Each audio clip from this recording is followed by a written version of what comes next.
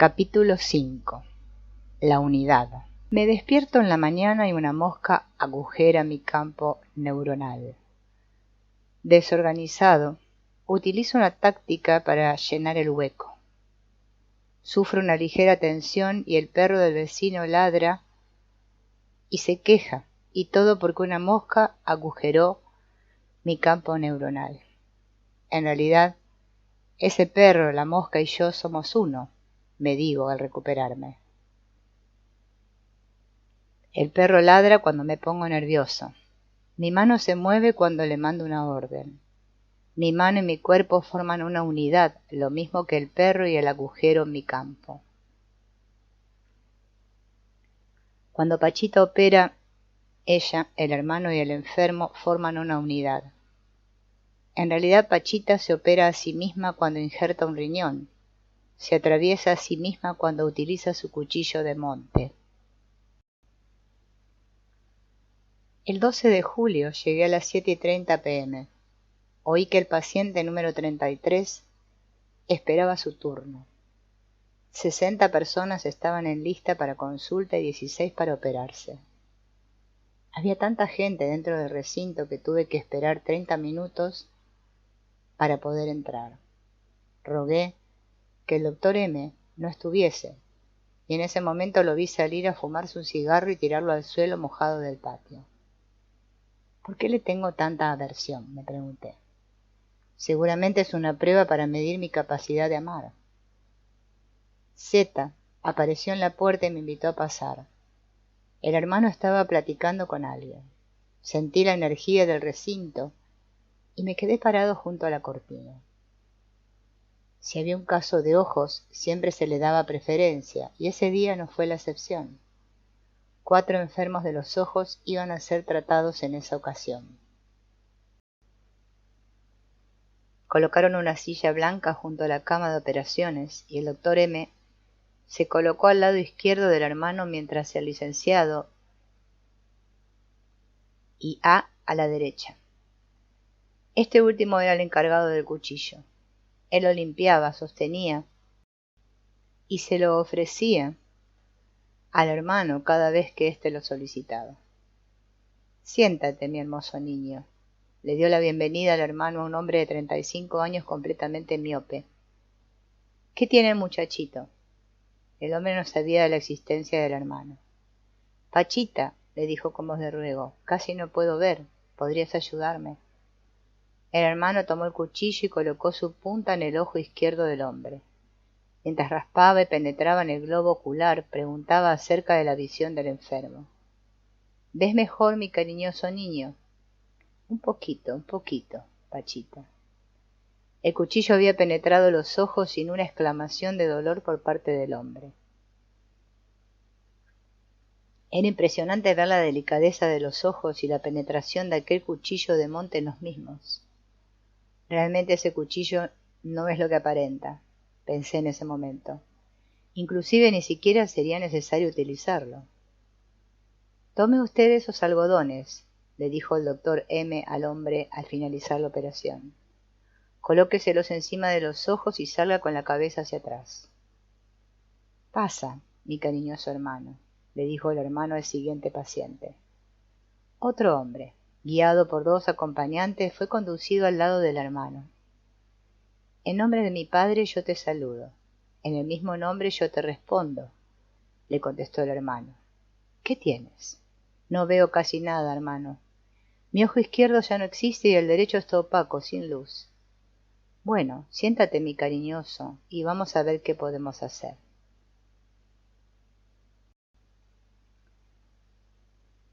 La mano del hermano pidió el cuchillo. Introdujo la punta a la órbita izquierda ante las protestas del paciente.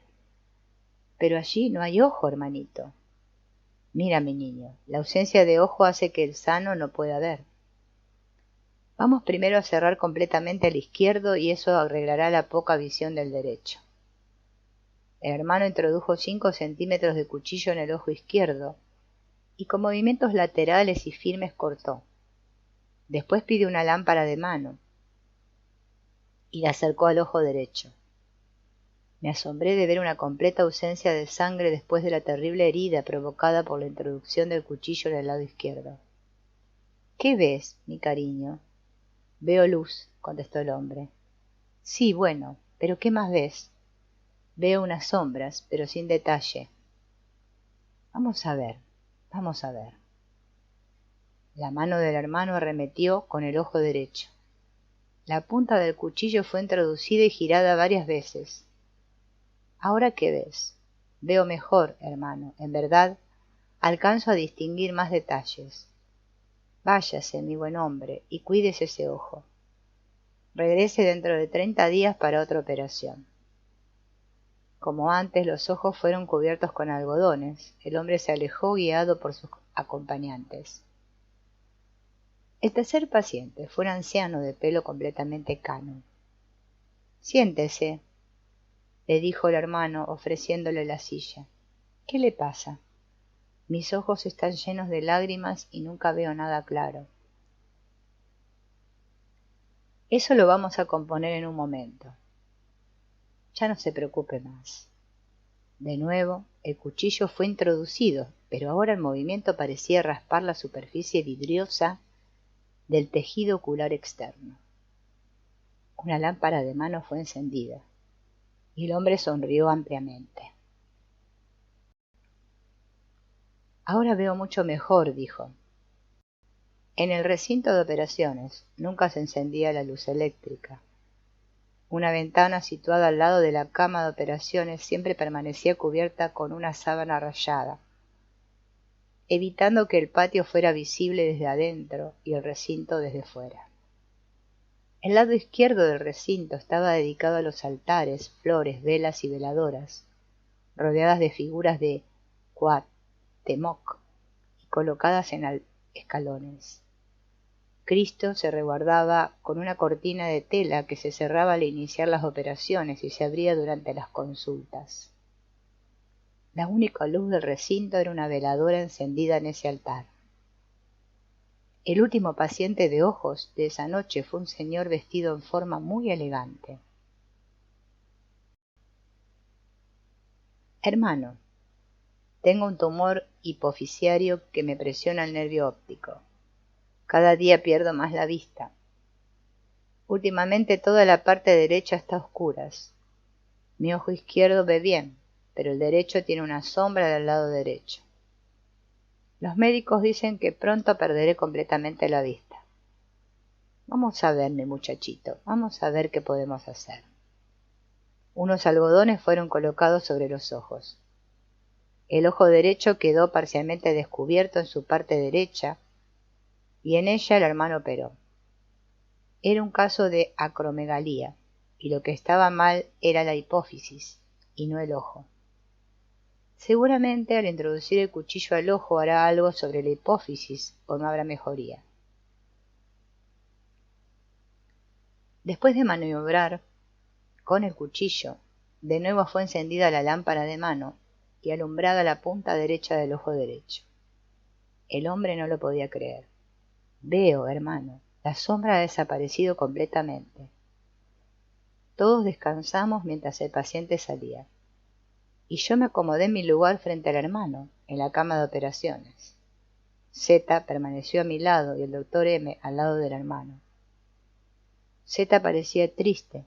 Le pregunté y me contestó que habían corrido a los empleados de la fábrica en la que él trabajaba y que tenía pena por eso. El hermano se había sentado en su silla y platicaba con A. Había un ligero cambio en el tono de su voz. El hermano parecía enojado o molesto. Me acerqué y en un susurro me dijo: «Veo que has dejado tu investidura afuera y que me has entregado tu corazón». Me quedé atónito. Era cierto que había empezado a amar a Pachita y a respetar al hermano, que sentía que me habían devuelto mi fe y aceptado y mostrado lo ilimitado sin pedirme que dejara mi cuerpo. Pero, ¿de qué investidura hablaba? Al penetrar al recinto yo siempre sufría un cambio. Me sentía relajado y atento. Experimentaba un contacto con lo divino y respetaba y amaba la labor y la obra que allí se realizaba. El hermano me conectaba con lo familiar y lo humano, y todos mis conocimientos y habilidades se subordinaban a su ayuda. Eso quería decir. ¿Sería eso? ¿Dejar afuera mi investidura? No lo supe, ni me imaginé que esa noche iba a ver lo inimaginable, y al mismo tiempo iba a recibir una humillación terrible. No sabía que un día después de esa noche iba a sufrir el verdadero temor a Jehová, y que mi pensamiento iba a desaparecer para dejar en su lugar una angustia y un vacío total. Tranquilicé a Zeta y traté de no poner atención a la tensión que el doctor M acostumbraba a crear, y me preparé para el primer paciente. Entró un joven vestido de traje y corbata acompañado de su esposa. Le pregunté su nombre y le pedí que me tomara la mano y la apretara en caso de sentir dolor, y de pronto me di cuenta de que era completamente sordo. Su esposa habló por él confirmando mi observación. Fausto nació con sordera congénita de un oído y hace un año perdió el otro. Ahora ya no oye nada. Acuéstese, le indicó el hermano con sus manos. Lo tomé de su cabeza mientras el hermano introducía el cuchillo en el oído izquierdo. Parecía buscar algo moviendo y girando el cuchillo. Por fin, con un tono de triunfo, dijo: «Aquí está, encontré el caracol». Obviamente se refería a la cóclea en el oído interno. Observé la penetración del cuchillo y calculé la distancia de la cóclea al oído externo y verifiqué que coincidían. No me pregunté si el tímpano había sido atravesado, la cadena de huesecillos del oído medio traspasada. El hermano es capaz de llegar a la cóclea directamente y sin hacer daño en el camino. El cuchillo parecía maniobrar dentro del caracol. El enfermo vibraba por el dolor y casi sobrepasaba mi esfuerzo por sostener quieta su cabeza. Por fin, el cuchillo dejó de moverse, y el hermano acercó su boca al oído y le gritó: «Fausto, ¿me oyes? Fausto». El operado no contestó, y gritó de nuevo: «Fausto, ¿me oyes?». El hermano volteó en dirección de la esposa y le solicitó hablara con su marido. Con una lámpara de mano alumbrando su boca hizo que Fausto leyera sus labios. «Si te duele, dilo. Si escuchas algo, dinos».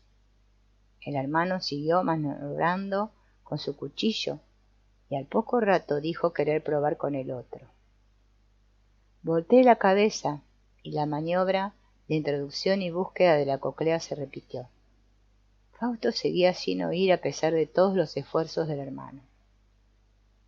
«Voy a injertar un nuevo caracol», dijo. Sin saber de dónde había salido, vi un pequeño hueso en la mano del hermano. Lo introdujo al oído y con la punta del cuchillo lo empujó hacia adentro. Acercó su boca a la oreja y preguntó: «¿Cómo te llamas?» «Fausto», dijo el hombre. Todos nos volteamos a ver y sonreímos. «Háblale, hermano Jacobo». Me acerqué y le pregunté si nos oía. «Está nervioso», dijo el hermano, «pero ya oye». Le tapamos los oídos con algodón y lo despedimos. La esposa nos agradeció y salió del recinto. Después trajeron a un niño que también tenía problemas de oído, pero no pudimos mantenerlo quieto. El hermano decidió no operarlo y le pidió a su mamá que le siguiera dando las medicinas que le había recetado y que lo trajera otro día después de calmarlo. La siguiente paciente fue una joven amiga de M, uno de los hijos de Pachita. Sumamente nerviosa, se aferraba a la mano de M, suplicándole no se apartara de ella. Bromeando, M trataba de calmarla hasta que el hermano intervino en una forma suave. «Vamos, mi niña cariñosa, relájese que nada le va a suceder». Era un caso de apéndice que debía ser extraído. El hermano introdujo el cuchillo en forma firme e hizo una apertura de 15 centímetros en el costado de la enferma. Yo observaba fascinado sus maniobras y trataba de no distraerme con la negatividad del doctor M. Por alguna razón, en su presencia todo se transformaba de mágico a mundano. de maravilloso a rutinario, de increíble a vernáculo. También, por una razón extraña, durante su presencia no se saturaban las heridas, y los enfermos sangraban y se quejaban más. Zeta resoplaba a mi lado, seguramente teniendo los mismos pensamientos que yo intentaba alejar de mi mente. Mira, hermano Jacobo, me llamó el hermano, indicándome un tejido alargado que recién había extraído del costado. ¿Es el apéndice? Sí. Decidí saturar y le pedí al doctor M que apartara sus manos, que en ese momento se preparaban a vendar el vientre de la enferma. Mi petición fue negada y en un arranque de furia tomé las manos del médico y las aparté, con un movimiento rápido e intenso, y saturé y después vendé. ¿Pero qué? Me increpó el doctor M con cinismo. ¿Usted también cura? Debería darle vergüenza manifestar una duda en este recinto, le dije. El doctor M se apartó de la cama de operaciones y en un grito furibundo y extremadamente emocional vociferó. Nunca he visto tal falta de respeto. Yo nunca he dudado del hermano, pero de usted sí. Lo conozco, sé quién es y usted no puede curar. Después de decir aquello, abandonó el recinto y seguimos oyendo sus gritos en el patio. Perdónelos, le decía el hermano a la recién operada. Perdónelos. Zeta me miró con aire de complicidad y noté una sonrisa en la cara de Pachita. Pasa, mi hermosa niña, le dijo el hermano a una señora joven extremadamente lenta de movimientos. Vamos a arreglar esa cabecita. Acuéstate. Iba yo a presenciar algo que sobrepasaría todo lo que había visto. Algo increíble y maravilloso. La mujer se acostó y sin mostrar ninguna señal de dolor, dejó que el cuchillo de monte penetrara en la parte posterior de su cabeza. Necesito la sierra, dijo el hermano. Con ella fue trepanada la enferma y después el cuchillo fue penetrando a su cerebro. Con un movimiento lateral y después extractivo, toda una zona de corteza fue extraída. La miré atónito y me percaté de sus dimensiones. Aproximadamente de 7 centímetros de largo y 3 de espesor. Aquella masa sanguinolenta y cubierta de circunvoluciones en la mesa contigua al cuerpo de Cuauhtémoc. De una bolsa de plástico, la mano de la santa extrajo un tejido similar al amputado, fresco en apariencia y sonrosado en tono. Una rebanada de corteza ocupó las manos del hermano, como si fuera un bebé recién destetado. El hermano meció el tejido y le habló con palabras amorosas. Vive, vive, vive, le decía, y acto seguido lo introdujo al hueco dejado por la corteza faltante. En una segunda maniobra similar, otro pedazo de cerebro fue injertado. Acto seguido la boca del hermano se acercó a la trepanación y le habló. La consoló y sopló en ella su aliento. Saturé y vendamos la cabeza totalmente. Observé a la mujer y le pregunté cómo se sentía. Estoy bien, muy bien. La cubrimos con las sábanas y se la llevaron a descansar. Dios mío, Dios mío. No podía parar de decir Dios mío, mientras una nueva paciente entraba al recinto. Era una señora de edad y muy obesa, quejándose de dolores intensos en la espalda. Yo ya había visto varias operaciones de columna, inclusive aquellas que denominaban líquidos. En estas, el líquido cefalorraquídeo era inyectado desde la base de la columna. En esta operación, el hermano utilizó una técnica que me revivió una imagen de mi niñez. Utilizando un vaso de vidrio saturado en alcohol, el hermano le prendió fuego y lo colocó ipso facto en la base de la columna. El vacío creado hizo aparecer una excrescencia de piel que en forma de burbuja penetró al vaso. Con el cuchillo, la mano de Cuauhtémoc abrió la espalda unos centímetros arriba del vaso, descubrió las vértebras y antes de injertar un hueso en ellas, Pidió que las piernas de la enferma fueran colocadas en el mismo nivel de longitud y plano horizontal. Saturé la herida y después de que se llevaron a la enferma, le pregunté al hermano acerca del procedimiento. Es para evitar hemorragias. Yo había visto una maniobra similar en la casa de mi abuelo materno, y el recuerdo de varios vasos colocados en la espalda jalando la carne. Se había quedado en mi mente como visión de algo muy extraño. Enseguida trajeron a una viejita, su pelo completamente blanco y su cuerpo demasiado bofo. Ocupó la cama colocándose boca abajo. El hermano la recibió con los cariños que acostumbraba, y a pesar de haberlos oído tantas veces, sentí una gran ternura al escuchar cómo le decía niñita a esa viejecita. Me pareció notar en su cara un retorno a la niñez y una confianza total en aquella mujer que de pronto revivía a una madre muerta. Mi pierna me duele mucho, dijo la viejita. Mi fémur está muy mal. No se preocupe, ya verá cómo se va a componer. Después de las palabras anteriores, el cuchillo de monte penetró el muslo y dejó al descubierto los huesos. Con una sierra, Cuauhtémoc comenzó a raspar el tejido óseo. Se oía como el roce de una lija en una madera rasposa. Por fin, algo fue orientado en el interior de la pierna y la operación se dio por terminada. El siguiente paciente venía del pueblo de Parral. Una mujer regordeta y fornida, acompañada de su esposo, se acostó boca abajo en la cama. Le descubrimos la espalda mientras el esposo explicaba que en una operación previa el hermano había extraído un cáncer pulmonar, pero que la enferma continuaba tosiendo y con molestias respiratorias graves. A ver, mi cariñosa mujercita, su cáncer está curado y usted no lo ha entendido. Cuando uno piensa que está mal, el cuerpo se enferma. Usted ya está bien. Las molestias que siente las vamos a corregir con otra operación, pero usted debe cooperar. No piense que está enferma y dejará de tener molestias. Sí, hermano, se lo prometo. Acto seguido, una gran incisión fue hecha en el costado izquierdo y después, con la ayuda del cuchillo, una gran masa orgánica oscura fue extraída.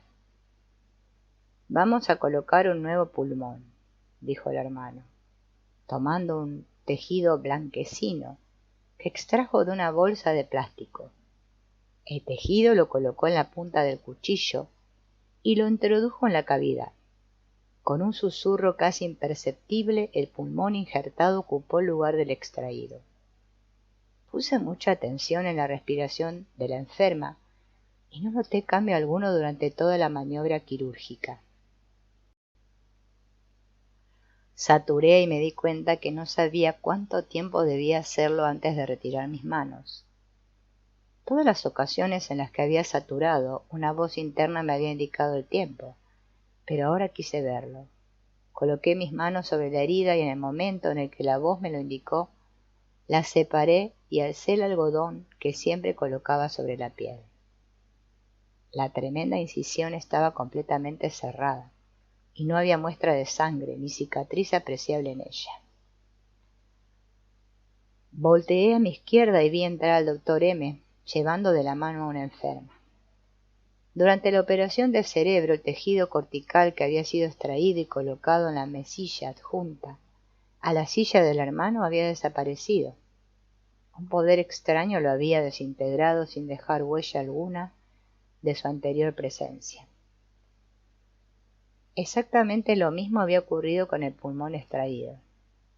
A mí ya no me extrañaban esas desapariciones y las complementarias materializaciones que había observado. De hecho, los meses previos a mi encuentro con Cuauhtémoc, me había dedicado a afinar mi teoría sintérgica del continuo espacio-materia. En esta teoría, la materia la consideraba como el extremo de baja sintergia del continuo, definiendo a éste fundamentalmente como el conjunto de puntos, conteniendo mayor o menor información concentrada y con mayor o menor redundancia. La materia era la menos convergente y la de menor redundancia, mientras que el espacio era capaz de contener en cada uno de sus puntos cantidades colosales de información con una elevada redundancia. El cerebro era un instrumento de interacción con la estructura sintérgica del espacio a través de la activación y posterior expansión de campos energéticos. La intersección entre estos campos neuronales y la organización del espacio, además de crear la experiencia, afectaba en cualquier sentido sintérgico, decrementando o incrementando la sintérgica al espacio. Así, una morfología de campo neuronal podía disminuir la sintergia del espacio y así materializar un objeto, o al contrario incrementarla, dando por resultado la desmaterialización. Otras entidades podían hacer lo mismo. De esta forma era comprensible que aceptara lo que veía y que además me organizara en lugar de desorganizar mis pensamientos. Sin embargo, ver la desaparición de un tejido cerebral o la materialización de un riñón, una vejiga o una porción de corteza cerebral tenía el encanto y el misterio de la complejidad y de la especificidad. Una preciosa muchacha americana, paciente del doctor M, de gran estatura, bellísimo porte, mirada cariñosa, ocupó su lugar en la cama de operaciones. El constante contacto con los milagros realizados por el hermano habían hecho cambiar mi punto de referencia y una fe total en Dios, y una penetración a las diferentes escalas y niveles de conciencia se iba convirtiendo en un acompañante cotidiano de mis pensamientos. Me acordé de don Lucio y de su discípulo preferido. El primero no necesitaba entrar en un trance mediumnístico para hablar con espíritus y seres desencarnados. Aprendía la técnica y cuando teníamos oportunidad comprobábamos nuestras percepciones vibracionales y nos asombrábamos de la concordancia de sensaciones sutiles que diferentes lugares nos provocaban a ambos. Hermano, dijo el doctor M, se trata de un caso que te envía el doctor B. Hace tiempo esta muchacha se lastimó el tobillo derecho y fue operada en forma convencional. El resultado no fue muy positivo. Es incapaz de realizar ciertos movimientos del pie sin sentir dolores muy intensos. La cara del hermano cambió un instante y logré entrever una intención sutil en su frente. Pero yo no sé nada de tobillos y músculos y tendones. Este se sorprendió y con un ligero movimiento de hombros estuvo a punto de aceptar como válida la confesión. Seguramente hubo una terrible lucha en el interior de este hombre y finalmente lo que había presenciado se sobrepuso a su estado de duda natural. Usted sabe más que yo, continuó diciendo el hermano, con una clara intencionalidad burlona. No, hermano, le contestó el doctor M. ¿Cómo no va a saber usted? Bueno, trataremos. Yo había tomado la mano de la muchacha mientras la mano del hermano recorría su tobillo y detectaba el daño. El tendón está mal, dijo de pronto, y la inserción muscular es demasiado rígida. Con el cuchillo abrió el tobillo y empezó a maniobrar con su estructura muscular y tendinosa. La muchacha respiraba muy hondo, tratando de calmar el dolor que sufría, y yo trataba de calmarla acariciando su frente y apretando su mano. Pregúntale si puede mover su pie, dijo el hermano. Dile que flexione su pierna, que mueva los dedos y que gire su pie. A medida que seguía la intervención, los movimientos eran realizados cada vez con mayor facilidad y sin dolor. Por fin el doctor M vendó y la muchacha me preguntó si habían terminado y si además de arreglar el tendón habían liberado la rigidez muscular. No te preocupes, le contesté, todo está bien. Eres maravilloso, me dijo al envolverla con las sábanas. Enseguida pasó un niño de alrededor de 10 años. ¿Qué te pasa, mi niñito?, le preguntó el hermano. Tengo un dolor aquí, dijo el muchacho, señalándose el estómago. La mamá explicó que se trataba de una hernia que no habían podido curar. El niño se acostó boca arriba y la mano del hermano comenzó a auscultar su vientre. Me tomó de la mano y me hizo sentir una excrescencia rígida localizada sobre el ombligo. «¿Qué hernia ni qué hernia?», dijo el hermano. Coloqué algodones para limitar la zona y enseguida el cuchillo abrió una zona de alrededor de 25 centímetros en el vientre. Puse mucha atención en el corte y me percaté que Cuauhtémoc, en el cuerpo de Pachita, parecía no ejercer presión alguna o realizar esfuerzo considerable, y que bastaba con el contacto sutil del metal de la hoja del cuchillo sobre la piel para que ésta se abriese.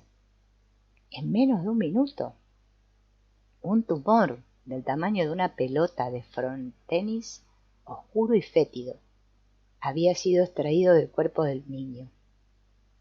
Me apresuré a saturar y de nuevo noté la ausencia de vestigios de sangre y la perfecta unión de la piel sin dejar huella de cicatriz alguna. ¿Cómo pudo vivir tanto tiempo con eso? No lo entiendo. Al salir del recinto, noté un súbito cambio en el nivel energético. Volteé a ver y en ese momento el hermano comenzó a hablar.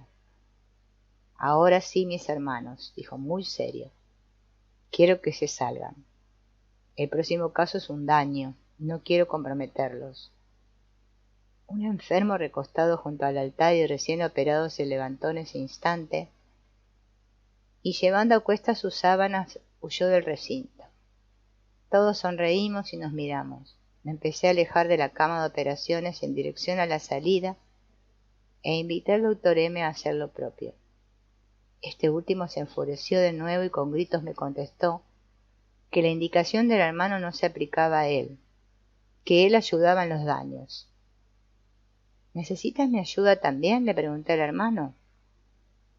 Volteó y me dijo: «No, hermano, este daño te tumbaría la mente». Esperé en el patio curioso por saber el resultado de esta última intervención. Después de 10 minutos fui invitado a entrar al recinto. El cuerpo de Pachita estaba sentado junto al altar y el hermano daba sus acostumbradas indicaciones a los ayudantes. «Hermanos», nos dijo, «debemos perdonarnos y no causar alteraciones desagradables». M se acercó y le dijo que él debería poner el orden, pues su autoridad era la decididora. «¿Yo?», contestó el hermano, «¿yo penetrar en asuntos mundanos? O se está aquí o se está allá, y no existen puntos intermedios». La oración había sido tan clara y fuerte que todos permanecimos en silencio. Este fue interrumpido por la despedida del hermano. Levantando el brazo derecho nos dijo adiós. Rodeamos a Pachita y con las palmas de las manos abiertas y en su dirección la protegimos de la posible intrusión de un bajo astral.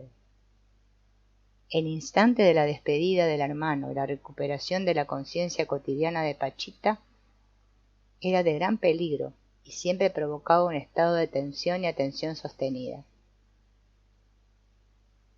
En unos segundos y después de varias sacudidas musculares, Pachita volvió en sí. Como siempre acarició su cabello y se frotó los ojos. Pidió líquido balsámico y con él se frotó la cara, manos, cabello y nuca. Salí de la casa de Pachita con una sensación muy desagradable. Era increíble cómo me dejaba llevar por el enojo y cómo caía ante la presencia del doctor M. Me había dicho que tenía prohibido enojarme cuando salí del recinto, y lo mismo me dije yo hasta llegar a mi casa. El hermano se había molestado por la falta de unidad. La gente que lo ayudaba no estaba a la altura de las circunstancias. Los días siguientes medité acerca de la unidad.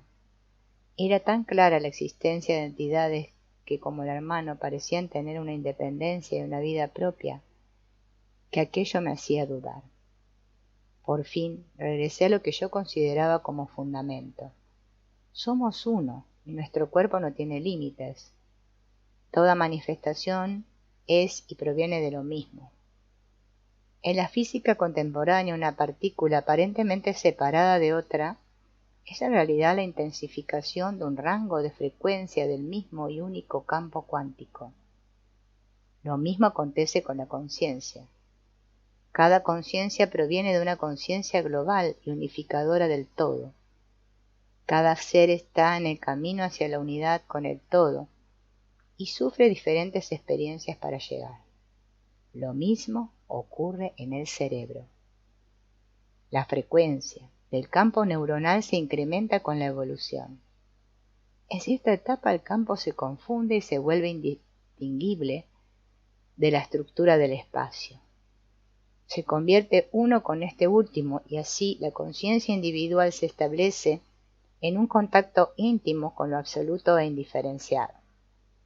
Eso es Dios, la única divinidad de la que todos somos parte.